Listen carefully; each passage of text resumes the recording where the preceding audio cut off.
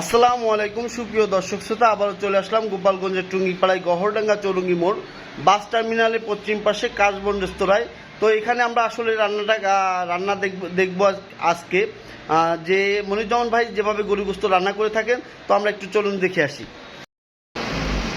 এই সেই কাশবন রেস্তোরাঁ যেখানে আমরা এখন দেখব, চলুন।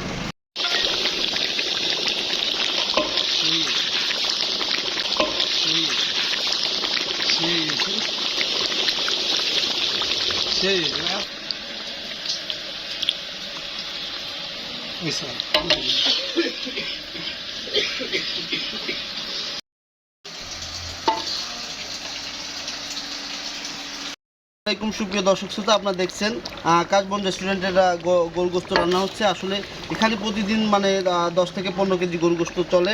তো আসলে আমরা রান্নাঘরে চলে এসেছি, রান্নাঘরে দেখার জন্য যে আসলে তিনি কীভাবে গরু গোস্তটা রান্না করে থাকেন। তো অথেন্টিকভাবে আপনার যে খুলনার যে বিখ্যাত চুই ঝাল, সেই চুই ঝাল দিয়ে মূলত তিনি রান্না করেন।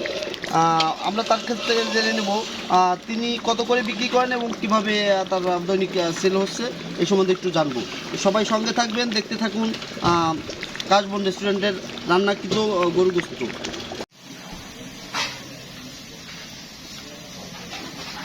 এখানে মূলত কাঠের চুলা, কাঠ দিয়ে যে রান্নাটা হয়, রান্নাটা কাঠ দিয়ে হওয়ার কারণে রান্নাটা আসলে স্বাদটা একটু ভিন্ন হয়, একটু সুস্বাদু হয় বেশি। আসলে কাঠের জাল তো আপনারা বুঝতেই পারছেন, কাঠের চুলায় যখন রান্না হয় রান্নাটা অত্যন্ত অনেক সুন্দর হবে। এই মনিরুজ্জামান ভাই মূলত রান্না করে থাকেন, তিনি নিজে হাতে রান্না করেন এবং এই হোটেলের মালিকও তিনি, কাশবন রেস্তোরাঁর মালিক তিনি। তো মনির ভাই, আপনার কাছে জানতে চাই যে আপনি দৈনিক কত কেজি গরু মাংস আপনার এখানে চলে এবং আপনি কিভাবে রান্নাটা করেন? যাক, আমি খুলনার মতন চুইঝালের কথা বলা হয়েছে। আসলে আমি একটু ব্যতিক্রম রাঁধি, খুলনার চেয়ে ভালো হয় আলহামদুলিল্লাহ। এবং আমার গোশ অনেকে খাই, আমার কাছে আসে এবং যে একবার খায় সে বারবারই আসে। আপনারা সবাই আসবেন। আর রান্না করি হচ্ছে আমি নিজেই, এবং কাঠের চুলায় এবং কাঠ দিয়ে রান্না করি। আমি গরম রাখি মাঝে মাঝে একটু গ্যাসে, আর কাঠেই আমার রান্না হয়। তো আমি প্লেট বিক্রি করি 160 টাকা। আমি 5 থেকে 6 পিস গোশ দিই এবং খুব চেষ্টা করি ভালো গোশটা দেওয়ার, এবং ভালো গোশ কিনি বেশি দামে।